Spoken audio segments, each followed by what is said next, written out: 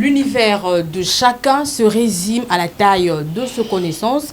Messieurs et dames, bonjour et bienvenue à ce grand et fabuleux programme dédié à la santé, l'espace pour mieux comprendre votre corps, prendre soin de votre esprit et pour découvrir les clés d'un bien-être durable. Le pilule, le plante, le boisson énergisante, mais aussi le miel magique. Les aphrodisiaques sont de plus en plus présents dans notre quotidien, ces produits que nous consommons parfois sans connaître.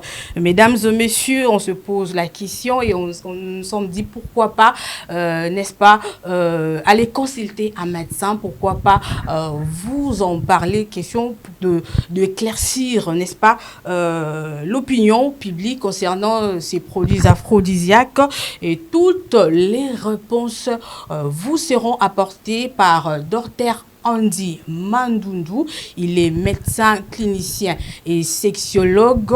Avec lui, en tout cas, vous ne serez pas déçus. Il est là, ensemble avec nous. Dr Andy, bonjour. Bonjour, madame la journaliste. Vous allez bien? Oui, je vais bien. Oui. Très en forme. Oui, en forme. Ok, merci de nous recevoir dans votre cabinet. Alors, notre sujet, c'est un sujet hyper important, un sujet qui concerne non seulement la jeunesse, mais ça concerne tout le monde, que vous soyez homme ou encore femme. Alors, produits aphrodisiaques entre bienfaits et risques. C'est qu'il faut savoir. Donc, c'est-à-dire que les téléspectateurs ont en tout cas besoin de savoir quelque chose concernant ce produit stimulant ou encore ce produit aphrodisiaque. Alors, déjà, je ne sais pas si je vous ai bien présenté étant que clinicien et sexologue. Alors, la première question déjà, parce que les téléspectateurs ont vraiment la soif, c'est quoi d'abord un produit aphrodisiaque? Alors, un aphrodisiaque, s'il faut les définir, c'est toute substance naturelle ou non naturelle dont le but est de stimuler les désirs sexuels ou d'accroître les performances sexuelles. Donc, c'est un nom, c'est un mot qui dérive du grec. Aphrodite, c'était la déesse grecque de l'amour. Bon, voilà.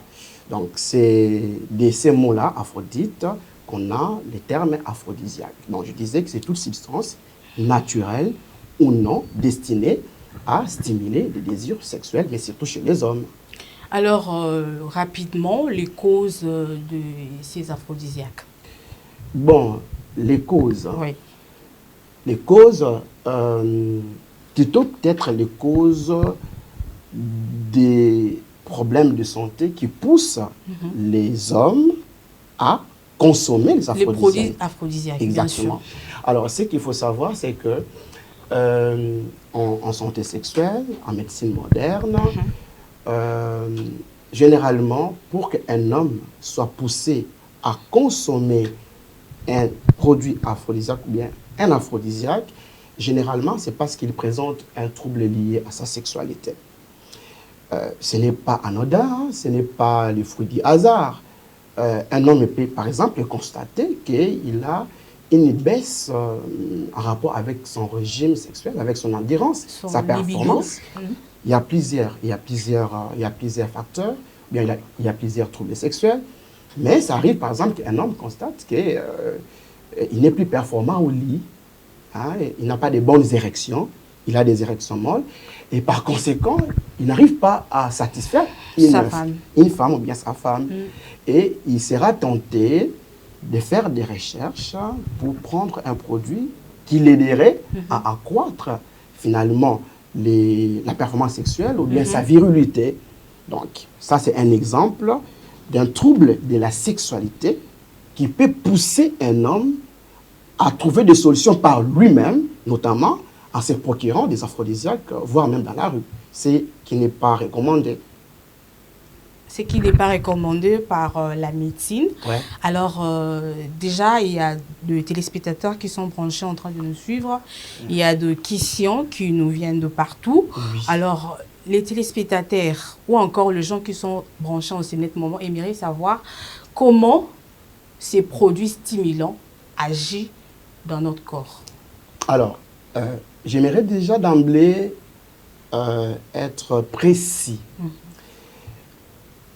Un aphrodisiaque, un stimulant sexuel, je dis bien que c'est toute substance naturelle ou non naturelle. Oui. Naturelle, c'est-à-dire, c'est une substance qui peut être fabriquée sur base de plantes, par exemple. Bien sûr. Et c'est une substance qui, en vrai, a des propriétés pour stimuler, par exemple, l'érection.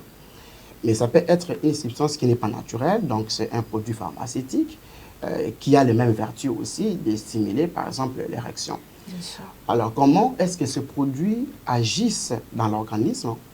Je ne peux parler, par exemple, que des produits que nous prescrivons, qui sont des produits modernes, qui sont des médicaments. Très bien. Déjà, il faut faire une différence entre un médicament et un produit naturel qu'on vend à la rue. Un médicament, par exemple, quand vous êtes malade et que vous partez à l'hôpital et qu'on vous prescrit du paracétamol, c'est un médicament, il a été fabriqué au laboratoire, il a suivi des procédures nécessaires pour qu'on ait, par exemple, les dosages, la posologie, et c'est un produit qui est étudié scientifiquement pour qu'on puisse comprendre quels sont les effets de ces produits-là, comment ça agit. Les mécanismes sont vraiment profonds. Je ne serai pas entré dans les détails parce que c'est purement scientifique. Beaucoup de ceux qui me suivent peut-être ne vont pas comprendre. Mais voilà, donc un médicament suit un processus pour être fabriqué. Et à la fin, on connaît que par exemple, le paracétamol qui est dosé à 1 gramme, vous ne devez pas consommer plus de 3 comprimés par jour. Parce que si vous en consommez au-delà de 3 comprimés, par exemple, il y a tel effet négatif qui peut arriver dans votre corps et qui peut même endommager votre corps. Et nous, en médecine moderne, en sexologie clinique moderne, on utilise des médicaments. Par contre, parce qu'il y a aussi de l'autre côté ce qu'on appelle la médecine traditionnelle, ils utilisent des produits pour lesquels généralement les processus de fabrication, les dosages des molécules, les effets n'ont pas subi une étude scientifique rigoureuse pour qu'on sache par exemple que dans une bouteille, c'est pas moi quoi de quel produit, c'est dosé à combien de grammes par exemple, quels sont les effets dans le corps, comment ça agit dans le corps, ça ce n'est pas décrit scientifiquement. Donc les produits C'est-à-dire que le médecin traditionnel ignore. Exactement. Ils ont plutôt, pour ne pas les dénigrer finalement, ils ont peut-être la connaissance. Par exemple, que si vous mélangez tel produit, ça peut donner un produit homogène, tout ça, bien hétérogène. Mais ce n'est qui pas peut donner... vraiment approuvé. Voilà, ce n'est pas approuvé. Okay. Ce n'est pas approuvé. Il n'y a pas des études scientifiques pour expliquer dans les détails que contiennent, supposons, ces mélanges-là. Il y a quoi à l'intérieur? C'est quoi le nom du principe actif? Comment ça agit dans le corps? Comment ça passe dans les reins? Ça, ce n'est pas prouvé. Alors, c'est là où c'est dangereux. C'est là où c'est dangereux. Parce que quand vous prenez un produit pour lequel on ne maîtrise pas les tenants et les aboutissants, ça peut avoir des effets très néfastes sur la santé et notamment des organes vitaux humains, notamment les reins. Et sans oublier que tous ces produits-là, quand vous en consommez sans avis médical, ces produits ont des effets.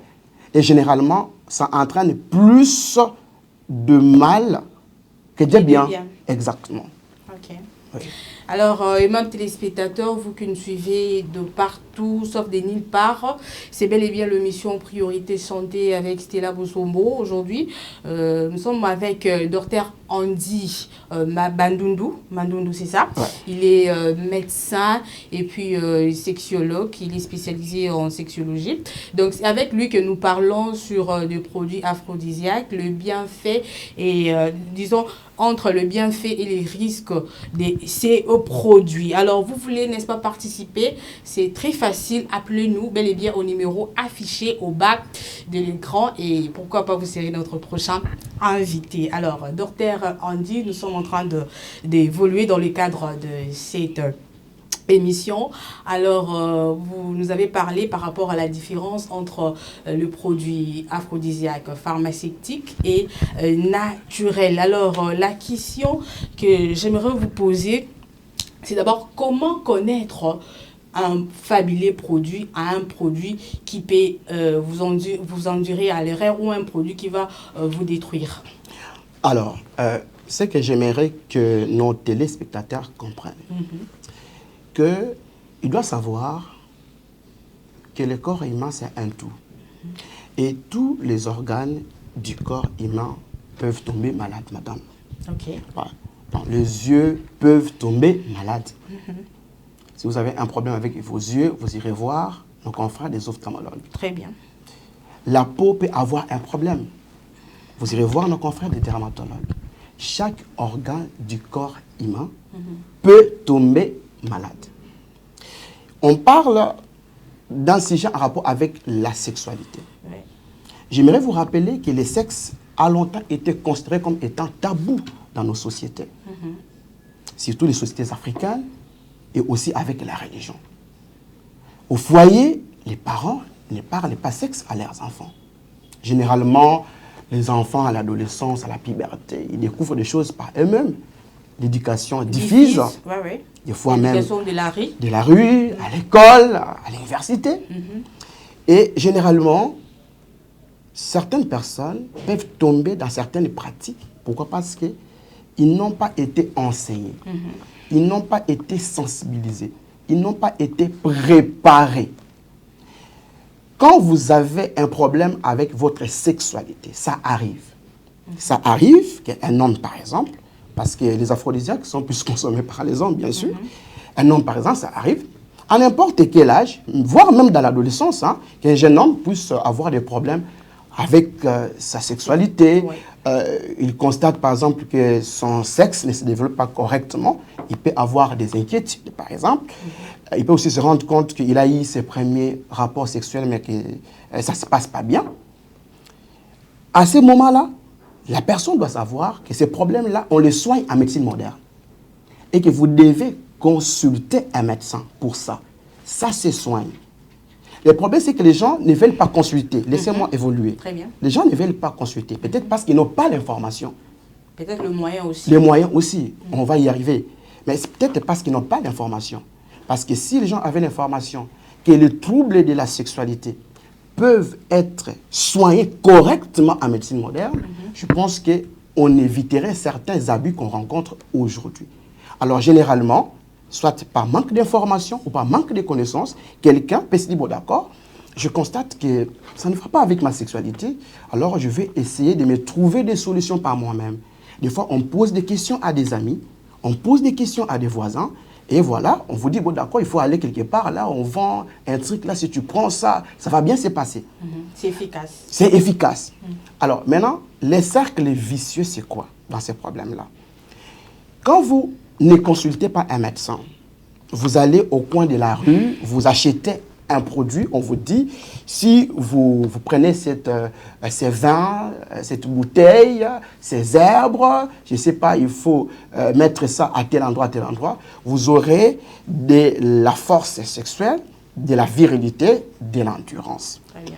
Et généralement, des fois ça marche, la personne va, il prend, et puis il a des effets, tout ça, et puis ça se passe bien.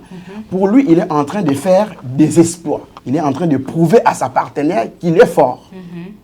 Mais ce que lui ignore, c'est qu'il y a une différence entre un symptôme et une maladie en médecine. Je reviens par exemple au cas de la fièvre. Quand vous faites de la fièvre, madame, la fièvre en soi n'est pas une maladie. La fièvre, c'est un symptôme. Quand vous avez des maux de tête, les maux de tête ne sont pas une maladie. Ce sont des symptômes. Très bien. Les frissons, les courbatures, ce sont des symptômes d'une maladie donnée. Ce sont des signes qui cachent une maladie que vous avez. Ça peut être le paludisme. C'est le paludisme qui donne la fièvre. Ça peut être la fièvre typhoïde. Ça peut être la fièvre typhoïde qu'on appelle la salmonellose. Ça peut être une grippe, un rhume, etc., etc. Maintenant, si vous vous limitez à prendre du paracétamol, Le paracétamol, c'est vrai, a des propriétés pour calmer la fièvre. Voilà. Vous prenez du paracétamol le matin, vous n'avez pas la fièvre, vous allez vous dire que vous êtes guéri. Non. Parce que quand les effets du paracétamol vont finir dans votre corps, le soir, vous allez encore faire de la fièvre. Okay. Alors, si vous ne faites que prendre du paracétamol tous les jours, qu'est-ce qui se passe? La maladie va évoluer. Les paludismes, les plasmodiums qui sont dans le sang vont se multiplier et évoluer. Un jour, vous pouvez faire les paludismes graves, qui est même mortel, surtout chez les enfants de moins de 5 ans. Donc, la moralité, c'est quoi? Quand on fait de la fièvre, peut-être qu'on a pris du paracétamol un jour, c'est bon, mais après, il faut aller à l'hôpital. Donc, c'est pas bien de faire l'automédication. C'est déconseillé l'automédication, madame. Très bien. Vous allez à l'hôpital et là, vous rencontrez un médecin. Vous dites, non, docteur, ça fait quelques jours, j'ai de la fièvre, j'ai des frissons, j'ai des maux de tête, ça ne va pas, j'ai des courbatures. Le médecin, comme il a été formé dans le domaine, il peut avoir des hypothèses. Après l'examen clinique, bien sûr, donc ça peut être le paludisme. C'est le médecin qui va demander la goutte épaisse et d'autres examens de laboratoire. C'est sur base de ça qu'on va découvrir que votre fièvre est provoquée ou est due au paludisme. Et le médecin va vous faire une ordonnance médicale, des antipaludéens que vous allez prendre pour être guéri. Cela signifie quoi? Si on soigne la cause de la fièvre disparaît de soi. Si on soigne le paludisme, la fièvre disparaît de soi. Vous n'aurez plus besoin de prendre du paracétamol tous les jours. C'est la même chose en médecine sexuelle. Okay. Si vous avez une éjaculation précoce, si vous avez une faiblesse sexuelle, si vous avez une baisse de la libido, ce que j'ai cité là ne sont pas une maladie. Ce sont des troubles de la sexualité. Mais généralement, il y a des causes qui provoquent cela. Et ça, c'est prouvé scientifiquement. Vous avez des causes psychologiques, organiques. Il y a des maladies qui peuvent faire, par exemple, qu'un homme puisse avoir de la faiblesse sexuelle, qu'on appelle la dysfonction érectile. Donc, la chose à faire, quand vous constatez que vous ne fonctionnez plus bien sexuellement, ce n'est pas aller prendre un aphrodisiaque de vous-même, c'est plutôt consulter un médecin formé dans le domaine pour que lui, par la consultation, qu'il puisse comprendre qu'est-ce qui a provoqué les troubles sexuels que vous avez. Quand on découvre la cause de vos problèmes sexuels et qu'on éradique ces causes-là par des médicaments de médecine moderne, les symptômes-là, les troubles-là disparaissent de soi. L'éjaculation précoce, ça disparaît de soi. La faiblesse, ça disparaît de soi. Alors, les gens doivent avoir cette mentalité-là de consulter et nous sommes là pour les recevoir afin qu'ils soient pris correctement en charge. Les professionnels de la médecine, les sexologues sont chers, on n'a pas d'argent, les pays pauvres, on s'est dit, bon, on a qui pas un moment, on va dire c'est moins cher et c'est efficace. Bon, il y a un adage qui dit que la santé n'a pas de prix. Bien sûr. Alors, c'est vrai, peut-être que chez nous, ici, on n'a pas un système d'assurance maladie pour toute la population. Moi, je ne fais pas la politique, je ne vais pas rentrer là-dedans. Mais je sais que dans les années à venir, nous aurons ces systèmes-là peut-être pour tout le monde. Si vous êtes assuré, par exemple, tout ça, l'assurance peut prendre en charge vos soins de santé. Mais ce qu'il faut savoir, c'est que généralement, la santé a un coût. Il y a un certain coût. Il ne faut pas exagérer. Parce que ça varie. Ça dépend. Ça dépend de ce qui est à la base du problème sexuel que vous avez. Généralement, on commence par une petite consultation qui est accessible pratiquement à tout le monde. On ne va pas donner les coûts ici, mais c'est accessible à tout le monde. Et généralement, il y a des petits examens qui sont demandés.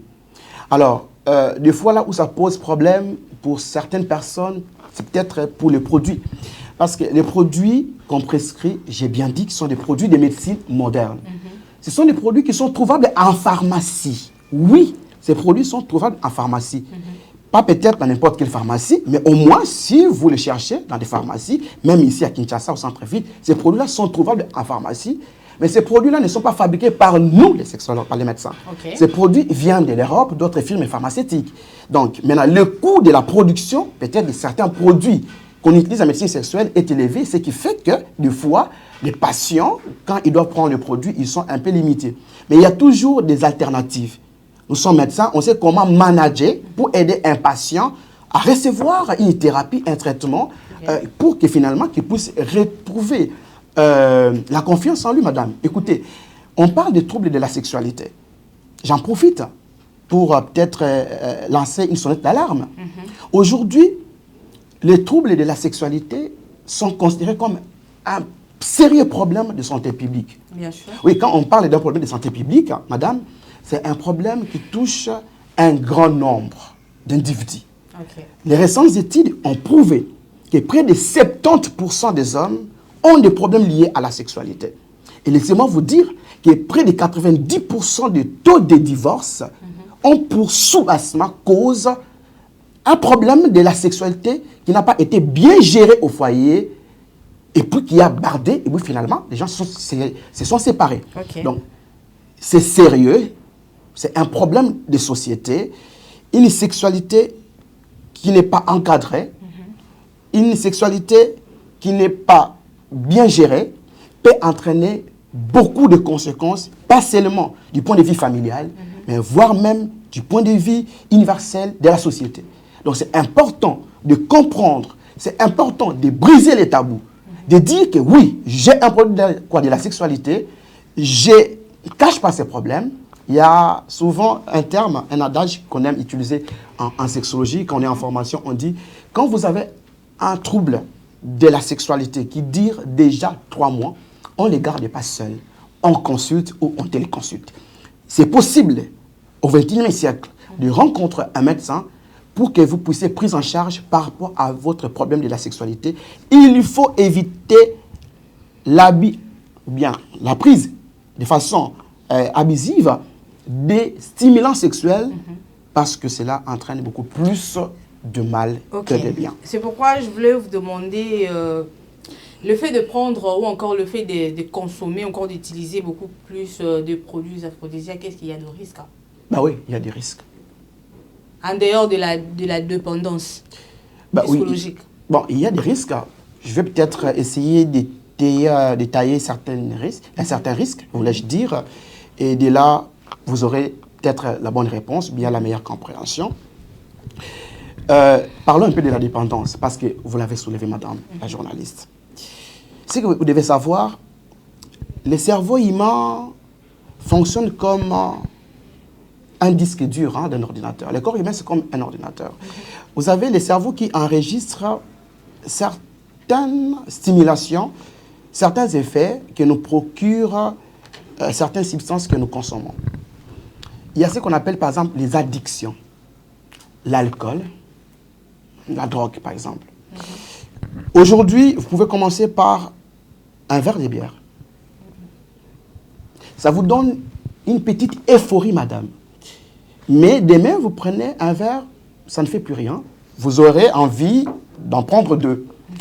Et un jour, vous prendrez une bouteille, 2 bouteilles, 3 bouteilles, un demi-casier, voire même un casier.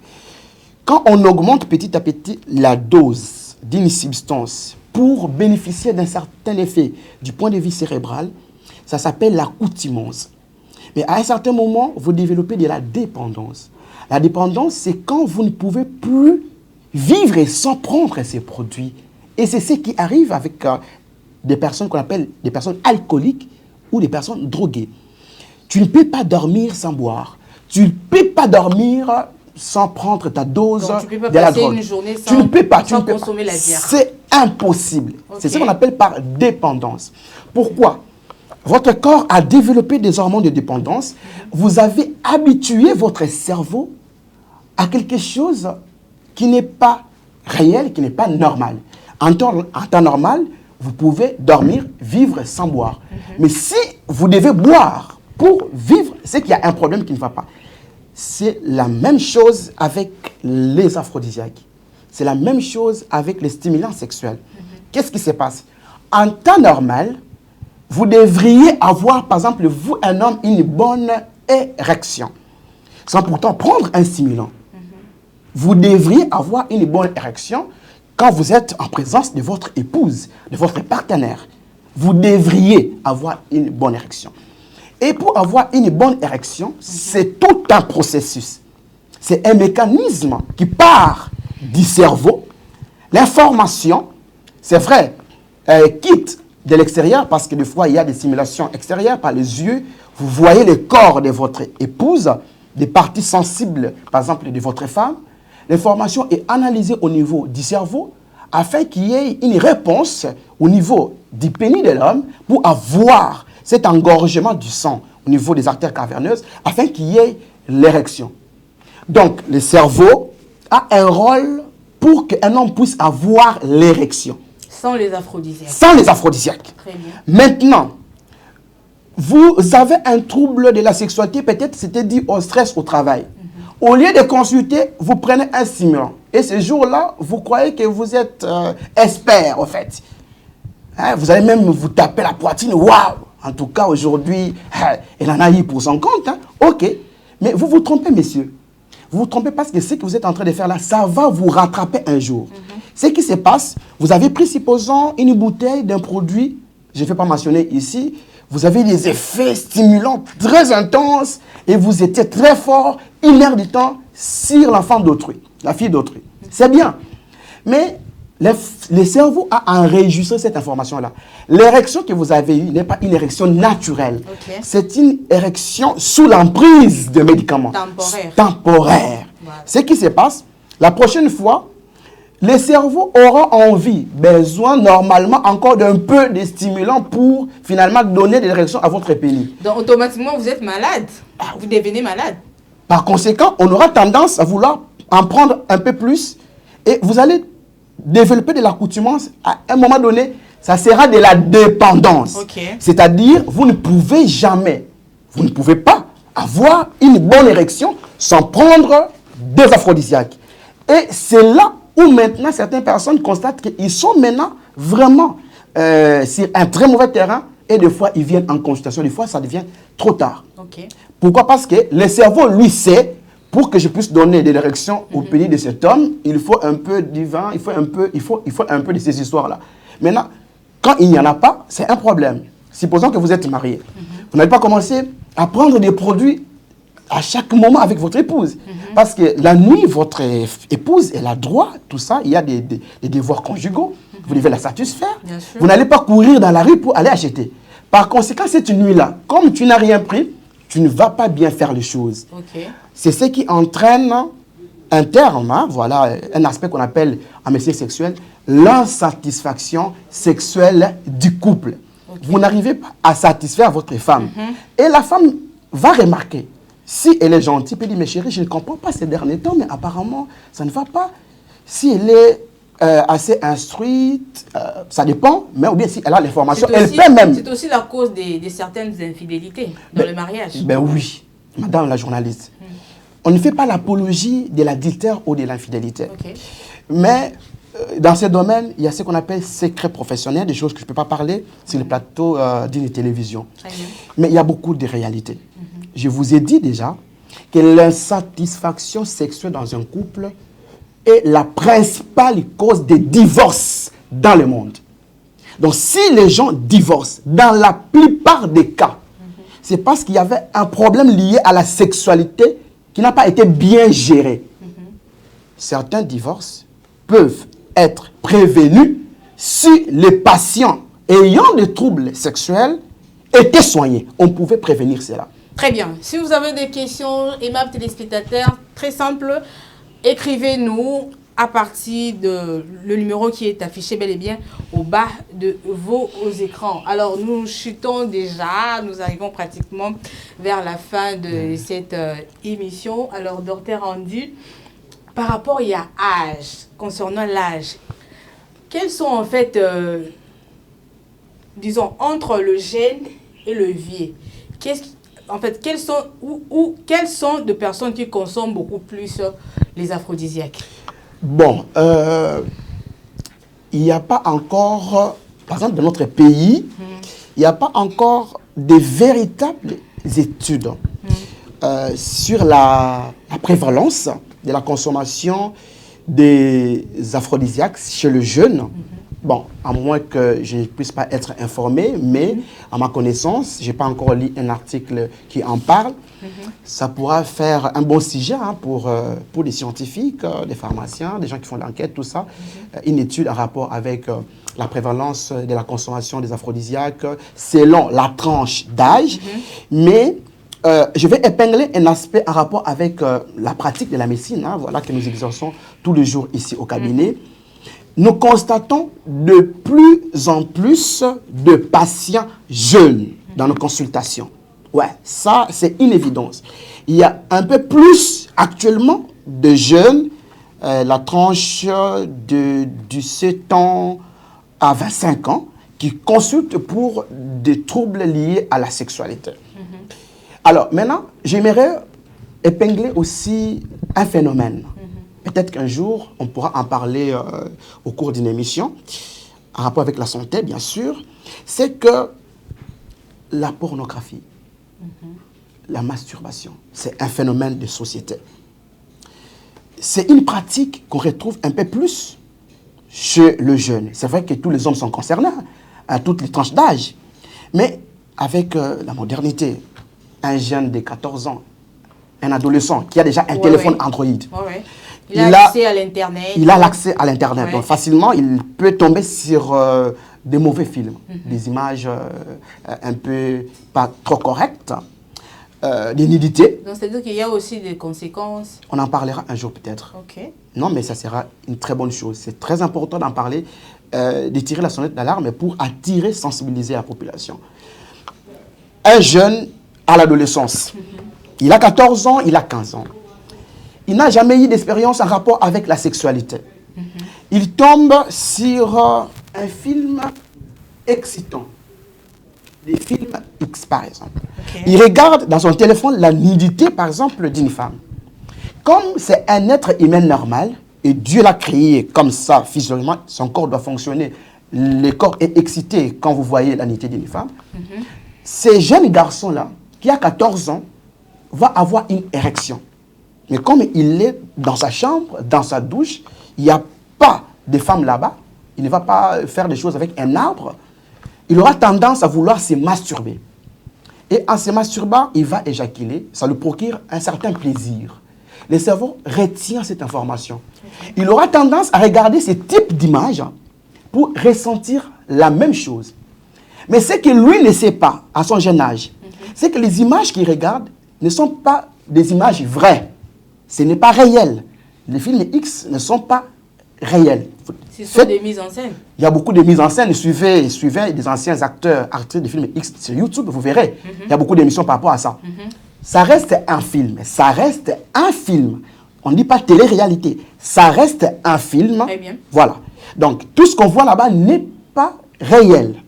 Donc, vous donnez des illusions à votre cerveau et le cerveau pense que pour avoir de l'érection, je dois être en face d'une femme qui a telle forme, supposons de sang, je m'esquisse, tout ça, ou bien de corps, par exemple. Qu'est-ce qui se passe? À 18 ans, à 17 ans, il veut avoir sa première expérience amoureuse. Mais maintenant, il est face à une réalité. La femme qui est devant elle là, ce n'est pas dans un téléphone, ce n'est pas dans un film, mais c'est une réalité. Et généralement, ces jeunes garçons peut basculer dans un trouble sexuel, une éjaculation précoce, souvent liée à la masturbation, voire même une dysfonction rectile. C'est-à-dire quoi? Son cerveau se rend compte que la femme qui est en face de lui ne ressemble pas aux femmes, au type de femmes que le cerveau aime voir pour que le cerveau donne l'ordre au pénis d'être en érection. Par conséquent, c'est un trouble de la sexualité. Vous comprenez un peu? Très bien. Alors, nous avançons déjà petit à petit. Mais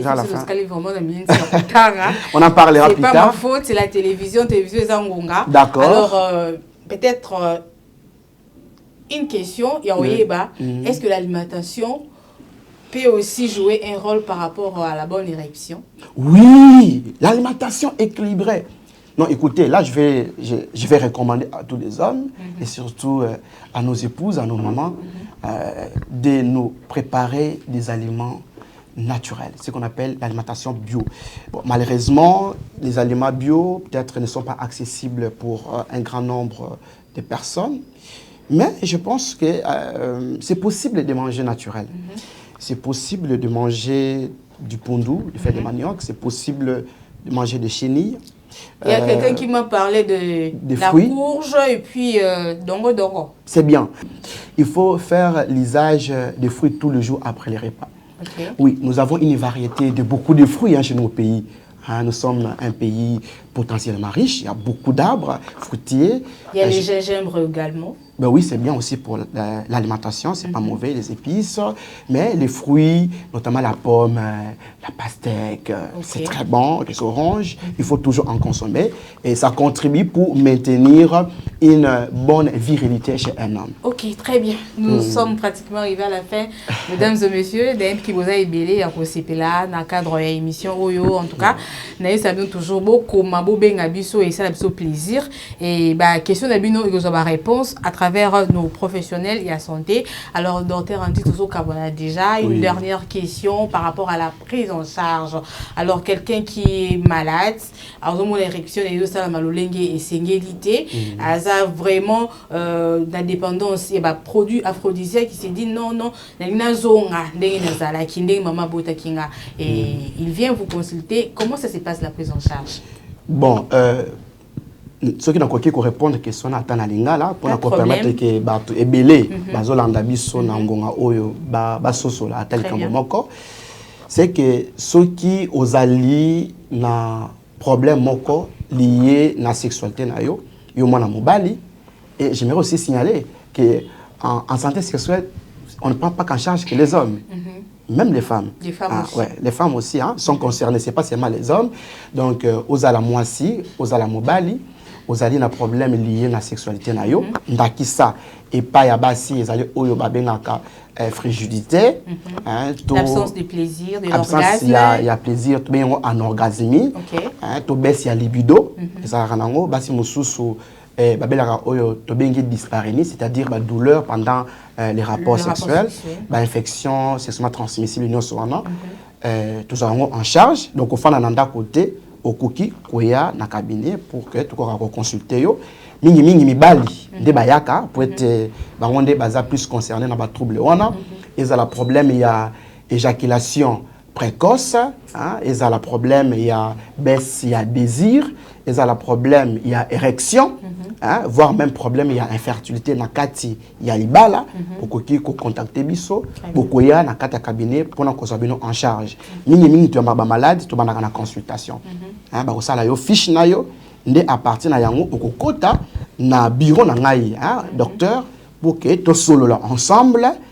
Dans un cadre où ils allaient kimia et qui te comprendre nini eza à la base il y a problème aux anango to koki kosenga mo examen moko mibale pour na couper sa biso compréhension et malamu et après to komelo ba kisi ya médecine moderne et kosunga yo ozonga kolongono yanzoto. Alors pour le bandeko bazolanda biso bazana besoin ba contacter yo adresse le numéro de téléphone et ça est très important.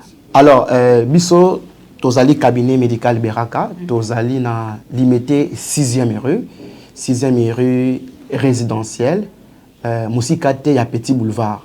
Tozali na avenue Oyezala Kasima ya agence Yara Bank, avenue Gardeniaz, na numéro 375/10, plus précisément na immeuble Obabenga Awa immeuble échangeur. Donc Tozali Awa Toyambaka Mokolonioso de 8h Kino 22h, là c'est de lundi à samedi, et dimanche à partir de 14h, Kino 22h. Ok, merci beaucoup Docteur Andy. J'espère déjà vous retrouver très prochainement. Merci, madame. Pour un nouveau numéro de cette émission. Et ça a toujours plaisir. Merci de nous avoir reçus. Merci madame, c'est moi qui vous remercie. Ok. Et bien téléspectateurs, nous sommes pratiquement arrivés à la fin de cette émission. Merci de nous avoir suivis. Le Tolobela Kibongo, produit aphrodisiaque, le risque, mais aussi le bienfait. Il y a produit, on a parlé avec le docteur Andy. Donc, j'espère que Bozaki Penza est belé et Bozaki d'accord Nabiso. On se retrouve très prochainement avec le même plaisir. Quant à moi, je vous dis au revoir. Je vous aime beaucoup.